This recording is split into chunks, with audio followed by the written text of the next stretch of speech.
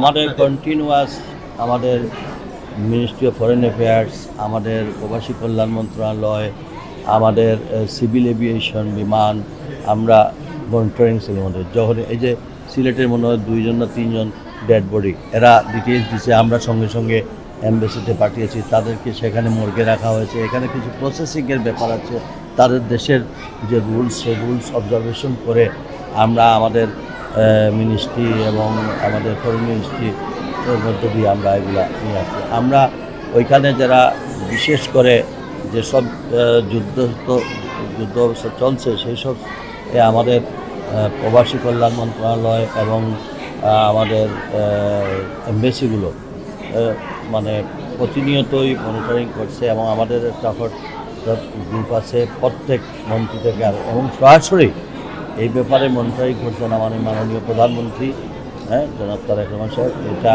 আমার মনে হয় কয়েক ঘন্টা পরপরই নিয়ে এই অফিসিয়ালি উনি নিজেও মনিটরিং করেন। এই ব্যাপারে আমার মনে হয় আমাদের পক্ষ থেকে, সরকারের পক্ষ থেকে সর্বাত্মকভাবে সহযোগিতা করা।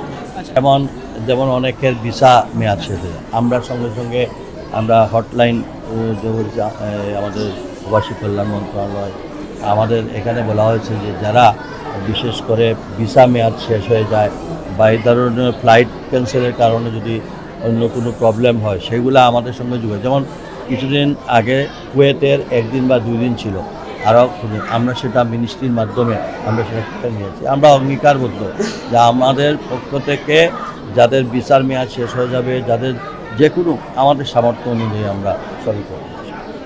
আমার কি দেশের সর্বোচ্চ সরকার প্রধান যেখানে জিরো টলারেন্সের কথা বলেছেন, আমাদের এই এলাকার সংসদও দেখছি সেদিন বলছে জিরো টলারেন্স।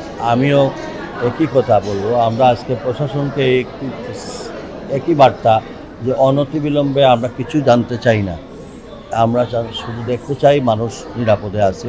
ছিনতাইকারী আর মানে যারাই রাহাজানি করবে তাদেরকে কোনোভাবে ছাড় দেওয়া হবে না। এখন এটা পুলিশ প্রশাসন যেভাবে হোক এটা করতেই হবে এবং আমরা চাই নিরাপদ একটি স্থান ছিল।